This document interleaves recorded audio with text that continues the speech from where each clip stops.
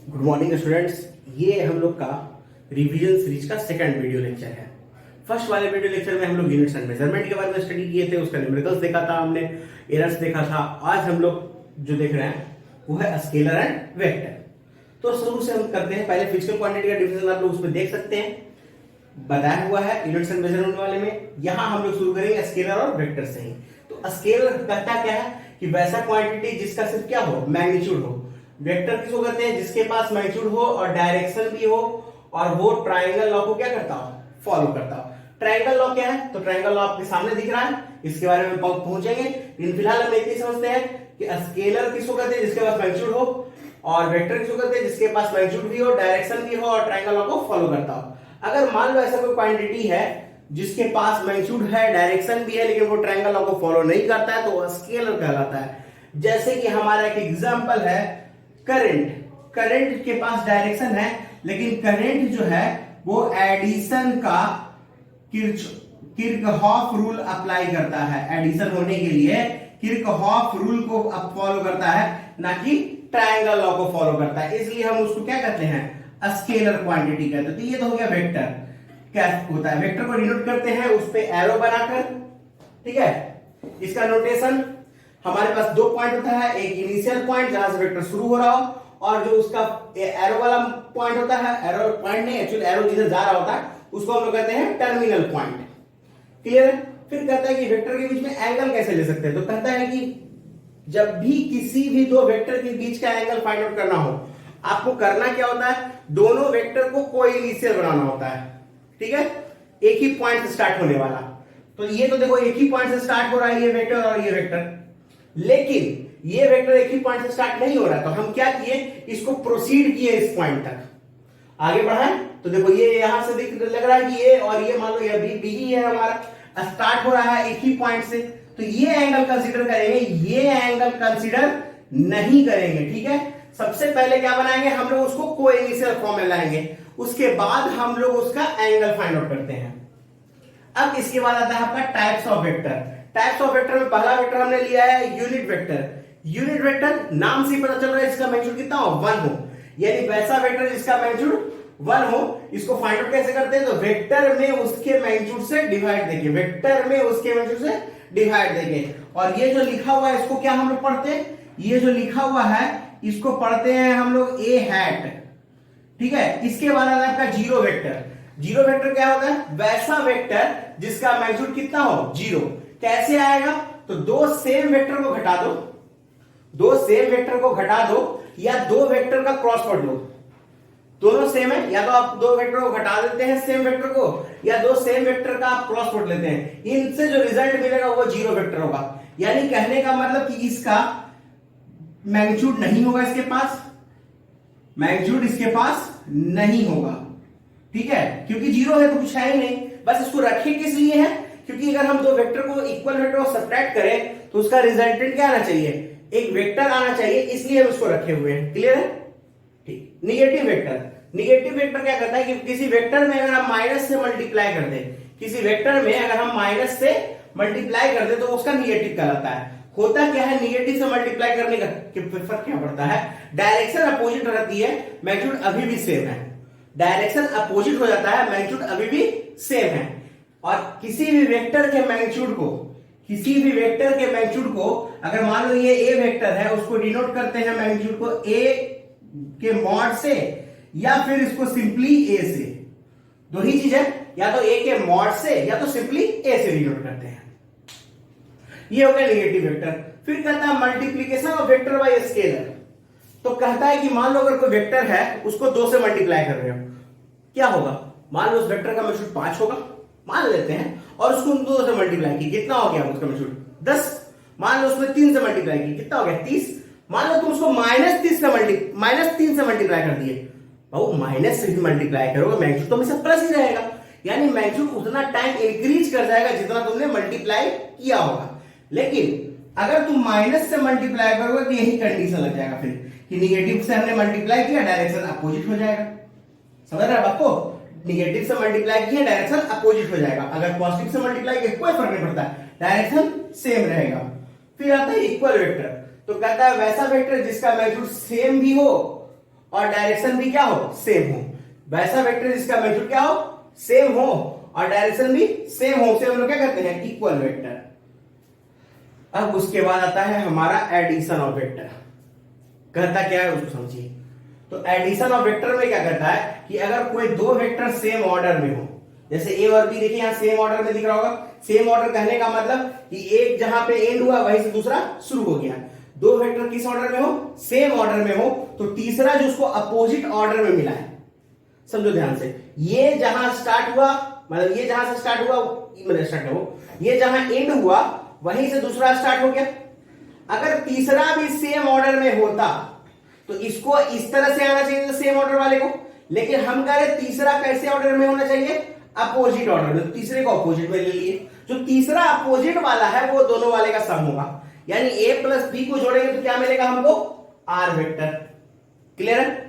और इसका triangle law का हमने रिजल्टेंट निकाल लिया, जो हमने फॉर्मूला पढ़ा भी है। आप लोग आर का फॉर्मूला क्या पढ़े थे, under root A square plus B square plus 2ab cos theta, जिसका मैक्सिमम वैल्यू कितना होता है, ए प्लस बी, और मिनिमम कितना होता है, ए माइनस बी।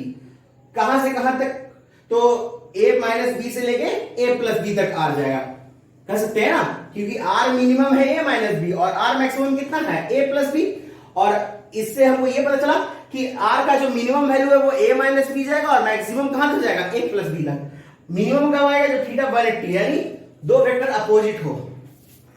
सोचो जरा ध्यान से, अगर दो वेक्टर अपोजिट हो तो वो सब्ट्रैक्ट होगा ना। दो वेक्टर अगर अपोजिट हो तो इसका रिजल्टेंट क्या होगा, जो बड़ा होगा उससे छोटा वाला घटा दो, आंसर आ गया तुम्हारा। तो अपोजिट मतलब क्या हुआ कि थीटा 180 डिग्री, तभी तो हमने घटाया। तो 180 डिग्री पे नेगेटिव और 0 डिग्री पे पॉजिटिव, यानी ए प्लस बी और ए माइनस बी। फिर थीटा अगर 90 डिग्री हो, तो अगर थीटा 90 डिग्री हो तो क्या होगा, दो वेक्टर परपेंडिकुलर है और cos थीटा 0 हो गया। cos थीटा 0 हो गया, ये पूरा टर्म खत्म हो गया। तो आर कितना आ जाएगा, A square plus B square under root. फिर ये लास्ट वाला पॉइंट, ये ज्यादा अच्छा है क्योंकि इसका कभी कभी यूज होता है, कभी कभी वेक्टर्स हमारे इक्वल मैग्नीट्यूड में दे दिए रहते हैं। तो मान लो हमने दो वेक्टर ले लिया, दोनों का मैग्नीट्यूड क्या कर दिया, सेम कर दिया, यानी ए और बी को क्या किए, सेम किए हैं। तो ए और बी का सेम वैल्यू यहां रख दो, तो कितना हो जाएगा, A square plus 2a square cos theta, A square 2a square.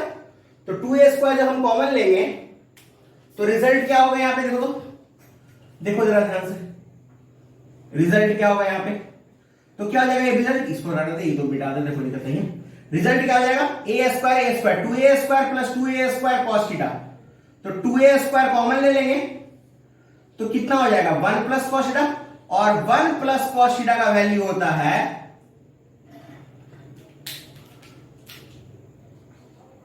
1 plus cos theta का वैल्यू होता है 2 cos स्क्वायर थीटा बाई 2। अब इसका रूट बाहर निकालो, 2 2 है तो 1 2 बाहर आ गया, ए स्क्वायर का ए बाहर आ गया और cos स्क्वायर का cos बाहर आ गया। तो रिजल्ट कितना आ गया, 2a cos थीटा बाई 2।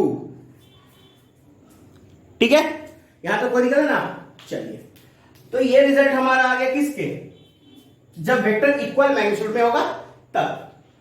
अब इसी में कभी कभी हमसे ये वेक्टर जो रिजल्टेंट हमारा आया है आर वेक्टर, उसका रिजल्टेंट का फॉर्मूला हमसे जो निकालने के लिए कह ही दिया था। अगर एंगल निकालने कह दे तो क्या करेंगे, तो एंगल किसके साथ, तो एंगल यहां हम जो लिए हैं वो ए के साथ है, ठीक है ना। तो ए के साथ एंगल लिए हैं, उसका फॉर्मूला है हमारा बी साइन थीटा अपॉन ए प्लस बी cos थीटा। वैसे ही अगर सोचो ये पैरेललोग्राम ला रहा होता तो ये एंगल था हमारा बी बीटा, और उस केस में tan बीटा का फॉर्मूला था हमारा A sine theta by B plus A cos theta. इसको भी नोट कर सकते हैं आप लोग, ठीक है। तो ये हुआ एडिशन ऑफ वेक्टर। फिर वैसे ही हम लोग किसकी बात कर रहे हैं, सब्सट्रैक्शन की। सब्सट्रैक्शन कहता क्या है, तो सब्सट्रैक्शन कहता है ए में माइनस बी को जोड़ दो। सब्सट्रैक्शन को हम ऐसे कह सकते हैं ना कि ए में माइनस बी ऐड कर दे हम लोग। बात तो वही हुआ कि ए और बी सब्ट्रैक्ट कर रहा है, तो हम किए क्या, तो सबसे पहले हमने ए और बी लिया, ये ए और ये क्या है बी, माइनस लाना था हमको। तो माइनस करने का मतलब क्या था कि डायरेक्शन क्या हो जाएगा, अपोजिट, लेकिन मैग्नीट्यूड सेम रहेगा, डायरेक्शन अपोजिट। अब डायरेक्शन अगर अपोजिट हुआ है, इसका मतलब कि ये अगर एंगल थीटा तो ये कितना हो जाएगा 180 माइनस थीटा, यानी ए और माइनस बी के बीच का एंगल कितना हो जाएगा 180 माइनस थीटा। क्लियर है? तो अब तुम यहां रखो इस चीज को, cos 180 माइनस थीटा यहां रख दो तो आ जाता है माइनस cos थीटा। तो रिजल्ट हमारा आ गया r equals under root A square plus B square minus 2ab cos theta, जो कि मैक्सिमम होता है थीटा इक्वल टू 180 डिग्री में, मिनिमम होता है 0 डिग्री पे। मैक्सिमम का वैल्यू वही रहेगा a प्लस बी और मिनिमम का वैल्यू वही रहेगा a माइनस बी, और 90 डिग्री पे सेम रिजल्ट रह जाएगा under root A square plus B square. मतलब थीटा 180 डिग्री रखेंगे तो मैक्सिमम आएगा, थीटा 0 डिग्री रखेंगे मिनिमम आएगा, यानी जस्ट उल्टा केस है प्लस वाले का। ठीक है? वैसे भी तुम सोचो कि मान लो अपोजिट वेक्टर है, घटा रहे हो तो ऐड हो जाएगा वो, ठीक है ना। अब वही केस हम लोग फिर से दोबारा निकाल रहे हैं यहां पे, जो हमने यहां फाइंड आउट किया था। ए का बी मैग्नीट्यूड सेम रहेगा, तो ए इस बार मैग्नीट्यूड बी सेम है, तो सेम जो फॉर्मूला हमारा पीछे आ रहा था 1 प्लस कॉस थीटा, वो क्या हो जाएगा 1 माइनस कॉस थीटा। याद होगा इसके पीछे लिखे थे ना हम लोग, इसको मिटा दे रहे हैं वो, इसके पीछे हम लोग लिखे थे अभी जस्ट, रिजल्ट इसका क्या हो जाएगा under root A square plus A square minus 2a square cos theta. तो रिजल्ट क्या हो जाएगा 2a square minus 2a square cos theta. तो अंडर रूट कितना हो जाएगा 2a square into 1 minus cos theta, और 1 माइनस कॉस थीटा होता है आपका 2 साइन स्क्वायर थीटा बाई 2। तो फिर बाहर निकाल लो, दो 2 का एक 2 बाहर आ गया, a स्क्वायर का a बाहर आ गया, साइन थीटा बाई 2 का साइन थीटा बाई 2 बाहर आ गया।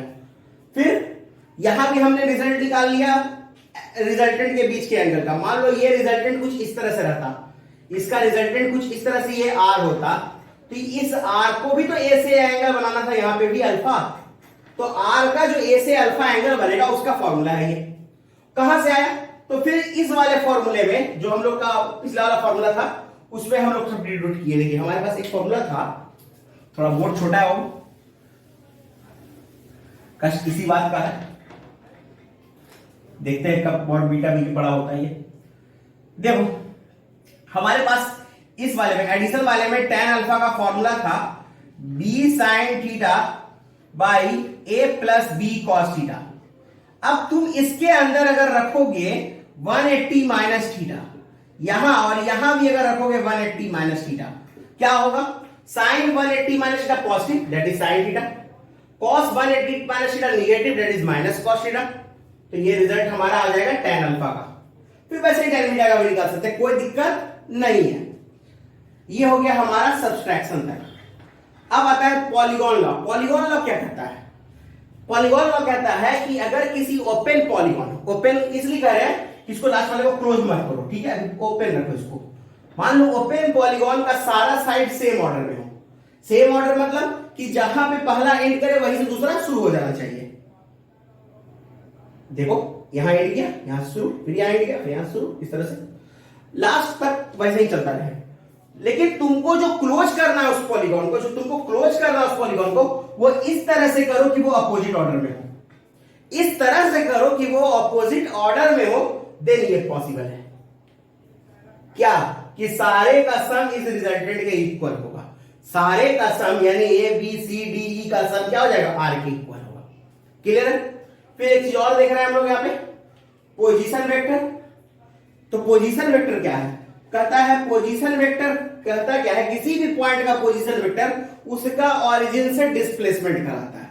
किसी भी पॉइंट का पोजीशन वेक्टर उसका ऑरिजिन से क्या कराता है? डिस्प्लेसमेंट कराता है। तो यहां भी हमारा ओपी वेक्टर ले लिए, जिसका फॉर्मूला होता है एक्स आई कैप वाई जे कैप जेड के कैप। सिंपल इतना ही याद रखो ना बाबू, एक्स वाले के साथ आई लगा देना, वाई वाले के साथ जे लगा देना, जेड वाले के साथ के।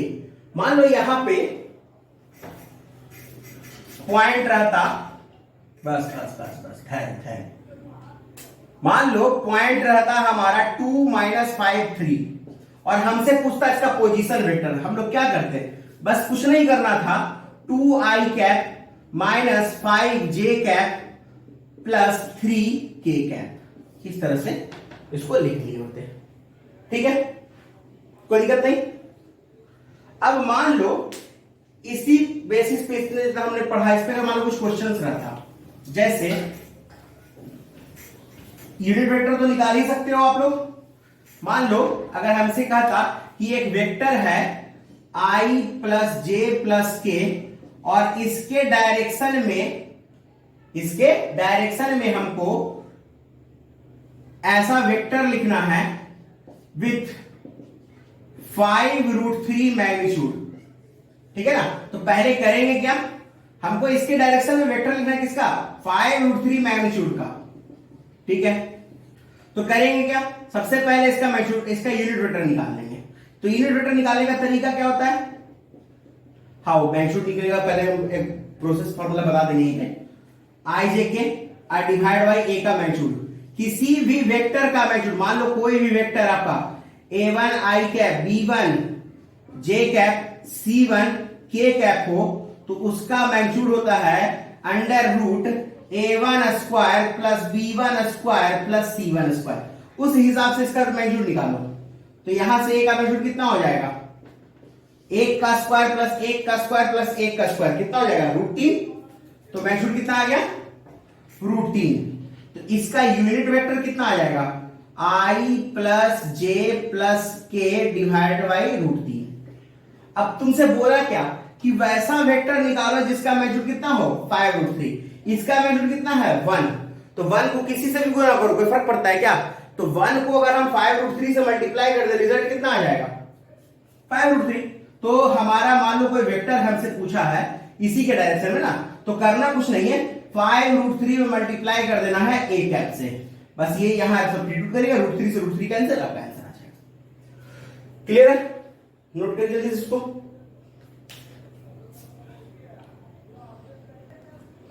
अब मान लो इसी तरह का और भी क्वेश्चन रहता,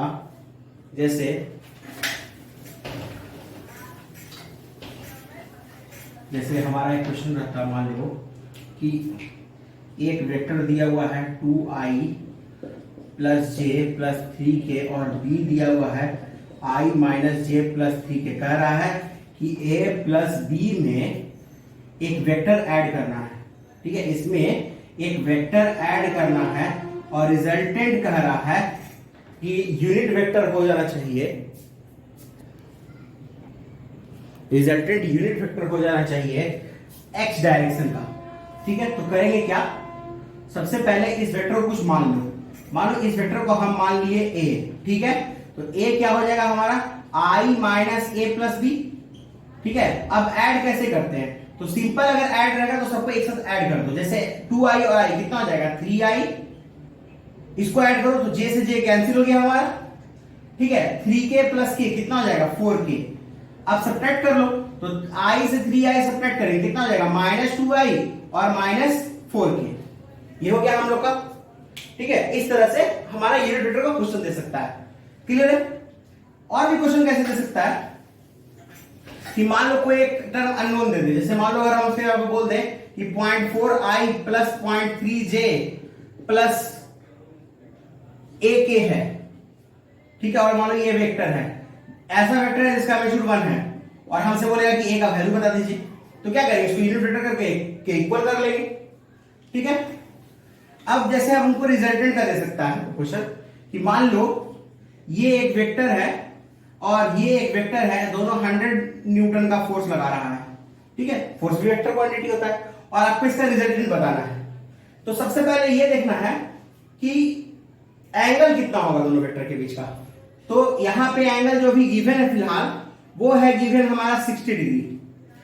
तो हम कैसे कैलकुलेट करेंगे, तो सबसे पहले कहे थे कि इसको प्रोसीड करो इस तरह से कि दोनों कोएक्सियल वेक्टर बन जाए। तो ये हो गया हमारा वेक्टर 100 न्यूटन का, ठीक है। तो ये एंगल कितना 120, रिजल्टेंट का फॉर्मूला हमारे पास है कितना है, सेम वेक्टर के लिए 2a cos थीटा बाई 2, तो 2 और 100 रख दो और cos थीटा, थीटा कितना रखेंगे 120, सॉल्व करो आंसर आ जाएगा, ठीक है।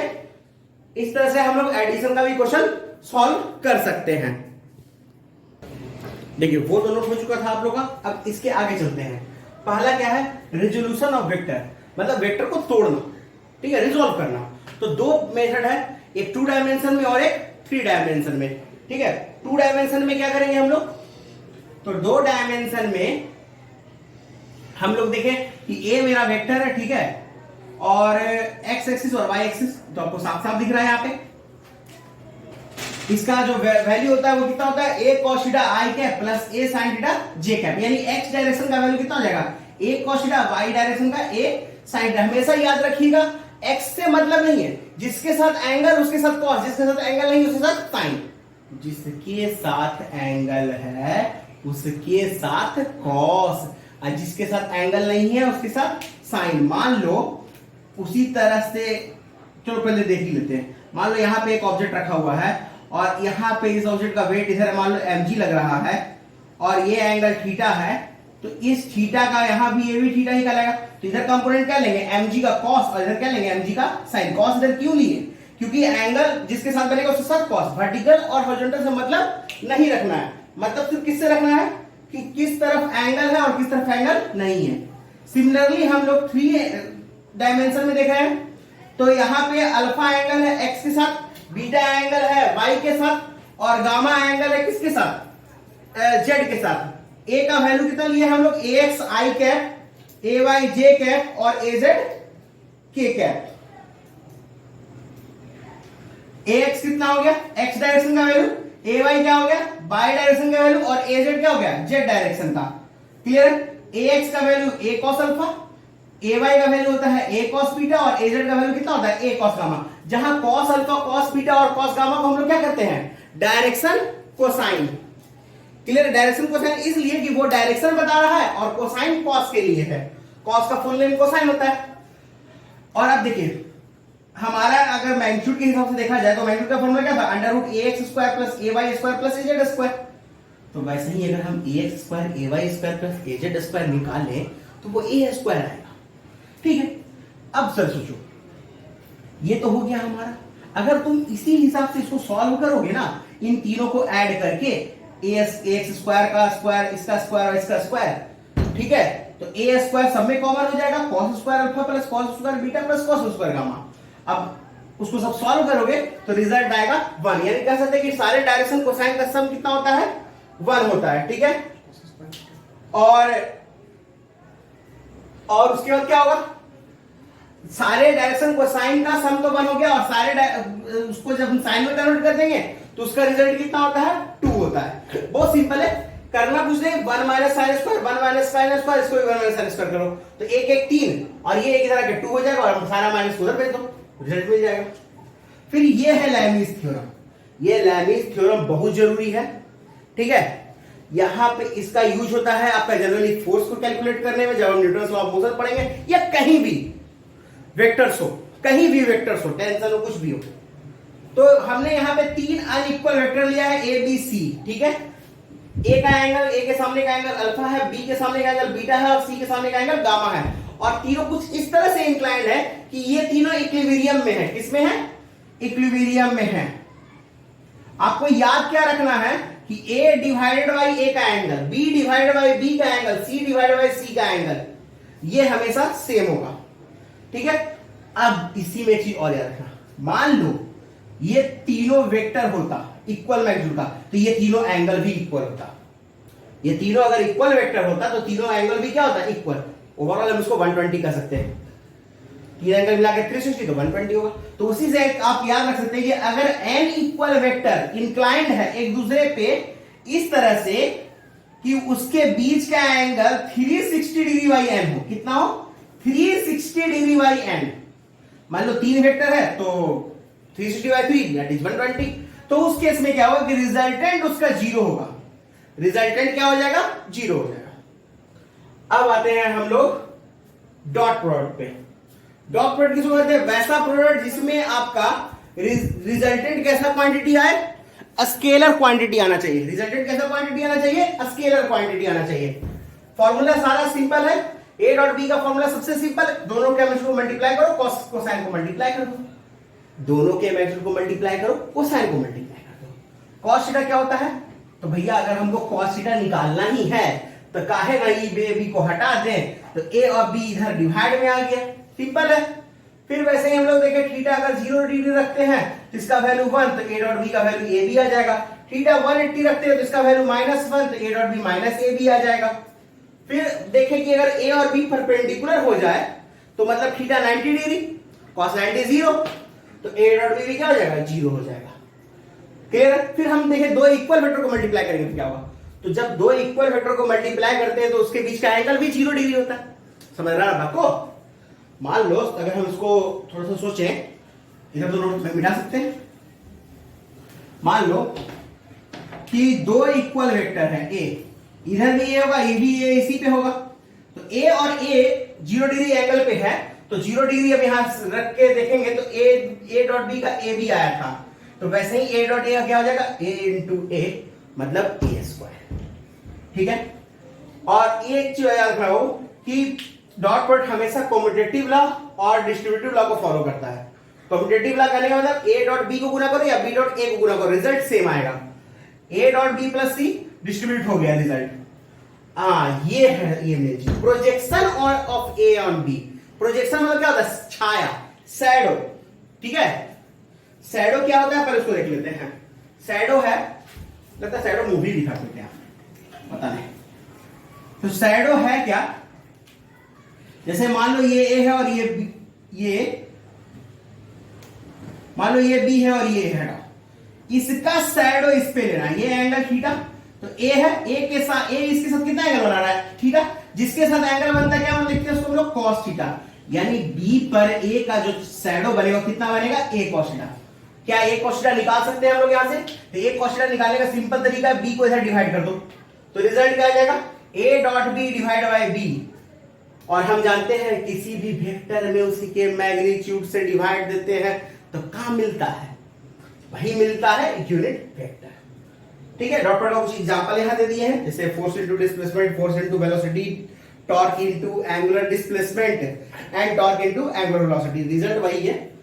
अब देखो हम लोग पढ़े थे रिजल्टेंट का फॉर्मूला a प्लस बी का r का under root A square plus B square plus 2ab cos theta, उसको हम यहां डॉट प्रोडक्ट से भी निकाल सकते हैं। देखो कैसे, a प्लस बी निकालना है तो a प्लस बी का हमको मैग्नीट्यूड चाहिए, यहां पे लिख देते हैं मैग्नीट्यूड, ये थोड़ा सा छूट गया है।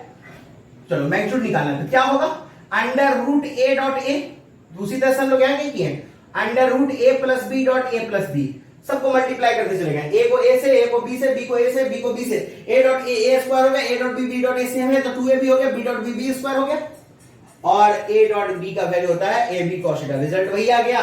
तो हम वैसे भी फाइंड आउट कर सकते हैं। तो ये कहानी हुई अभी तक हमारे डॉट प्रोडक्ट की। अब हम लोग चलेंगे क्रॉस प्रोडक्ट की ओर। ठीक है, तो डॉट प्रोडक्ट तक कोई दिक्कत नहीं। अब चलते हैं हम लोग क्रॉस प्रोडक्ट की ओर। डॉट प्रोडक्ट तो हो गया था आप लोग का, अब हम लोग देखते हैं क्रॉस प्रोडक्ट। क्रॉस प्रोडक्ट क्या कहते हैं, जिसमें वेक्टर का रिजल्टेंट क्या हो, दो वेक्टर के प्रोडक्ट का रिजल्टेंट क्या हो, वेक्टर क्वांटिटी हो। ठीक है, और इसमें एन कैप जो है वो यूनिट वेक्टर है जो दोनों पे परपेंडिकुलर होता है और यही डायरेक्शन बताता है ए क्रॉस बी का। निकालने का तरीका बहुत सिंपल है। अगर हमको मान लो ए क्रॉस बी फाइंड आउट करना है तो करना कुछ नहीं है, इसको राइट हैंड थंब रूल से करना क्या है, ए की तरफ आप फिंगर अपना वो थंब रख लीजिए और उसको कर्ल करिए बी की तरफ, तो जो आपका थंब जिस डायरेक्शन को एक्सप्रेस करेगा वो हो जाएगा ए क्रॉस बी का रिजल्टेंट। ए की तरफ रख के बी की तरफ कर्ल करना है, जैसे इसका आउटवर्ड आ रहा है, अगर वैसे ही हम बी क्रॉस ए की तरफ देखेंगे तो क्या हो जाएगा, इनवर्ट। इसी कारण से देखो क्रॉस प्रोडक्ट में ये रिजल्ट आता है कि A cross B is equal to minus of B cross A. क्यों, क्योंकि A cross A, B cross A minus अंदर की तरफ और ए क्रॉस बी बाहर की तरफ, यानी दोनों अपोजिट है इसलिए माइनस। अब यहां ये देखो ए क्रॉस बी का मैग्नीट्यूड जो था वो कितना है, ए बी साइन थीटा। अब इसमें थीटा अगर हम 0 रखें या 180 रखें, दोनों पे साइन थीटा 0 होता है, तो एज ए वेक्टर इसका रिजल्टेंट 0 वेक्टर होगा। लेकिन अगर हमसे कोई एज ए मैग्नीट्यूड पूछे तो एज ए मैग्नीट्यूड कितना हो जाएगा, ये 0। उसी कारण से यहां देखो ए क्रॉस ए का रिजल्ट 0 वेक्टर हुआ है। क्यों, क्योंकि ए क्रॉस ए कहने का मतलब क्या होगा, सेम वेक्टर के बीच का क्रॉस प्रोडक्ट, दोनों वेक्टर सेम है तो एंगल 0 डिग्री, तो रिजल्ट इसका 0 हो गया। और कभी भी आपसे पूछे कि यूनिट वेक्टर निकालना है दोनों पे परपेंडिकुलर ए और बी पे, कभी भी पूछे यूनिट वेक्टर निकालना है दोनों पे परपेंडिकुलर यानी ए और बी पे, करना कुछ नहीं है, आपको उसके क्रॉस प्रोडक्ट में उसके मैग्नीट्यूड से डिवाइड कर देना है, क्रॉस प्रोडक्ट में उसके मैग्नीट्यूड से। और सिर्फ पूछा कि आप ए क्रॉस बी पे परपेंडिकुलर एक वेक्टर लिख दीजिए तो आप ए क्रॉस बी निकालिएगा, ए क्रॉस बी निकालिएगा, वो दोनों पे परपेंडिकुलर हो जाएगा, क्योंकि हमारे कंडीशन ही कहता है कि ए क्रॉस बी ए और बी पे परपेंडिकुलर होता है। फिर ये डिस्ट्रीब्यूटिव लॉ को फॉलो करता है, सिंपल है, एज इट वो दीजिए, कुछ खास नहीं। आते हैं यूनिट वेक्टर के क्रॉस प्रोडक्ट पे।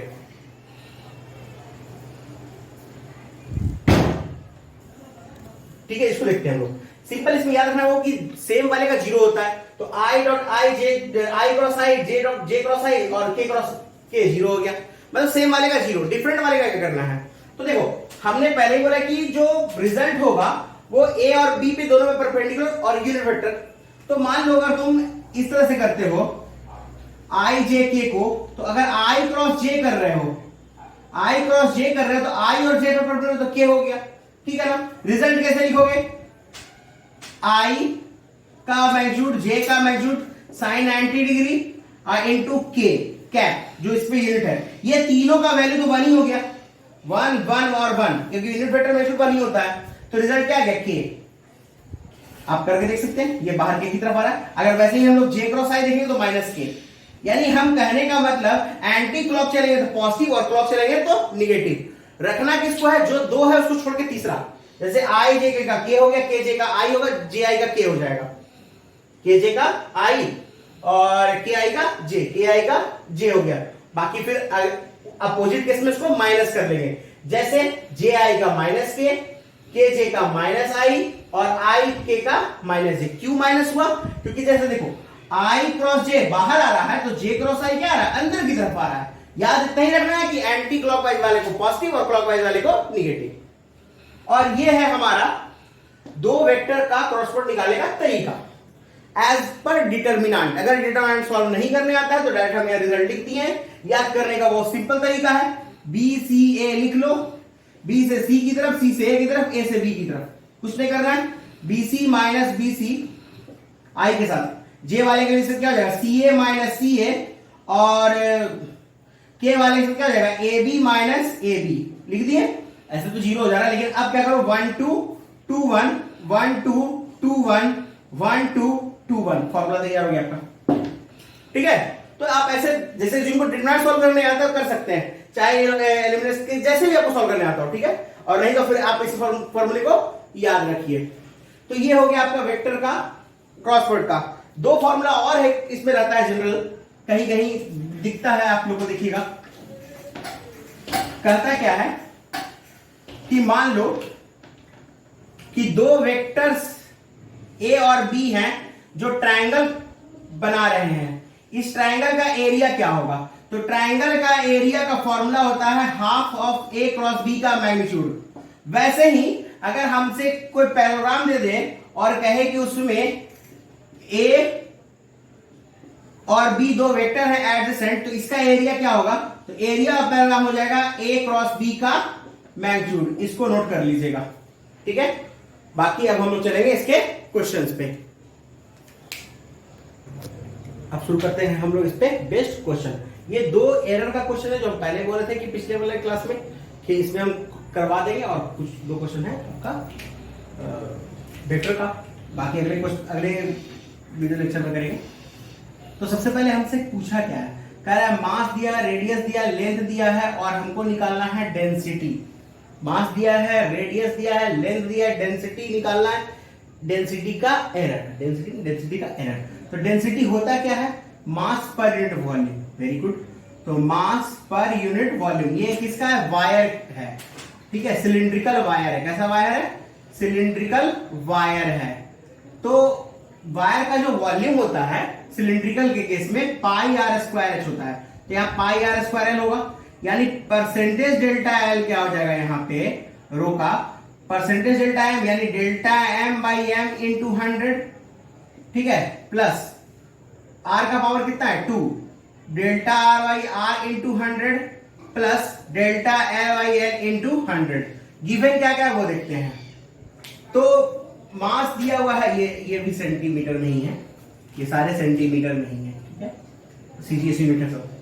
तो यहाँ पे डेल्टा एम दिया हुआ है 0.003, क्योंकि देखिए जो मास है उसमें एरर इतना है, तो 0.003 divide by 0.3 multiplied by 100 plus twice of radius में कितना एरर दिया हुआ है 0.005 डिवाइड बाय 0.5 मल्टीप्लाइड बाय 100।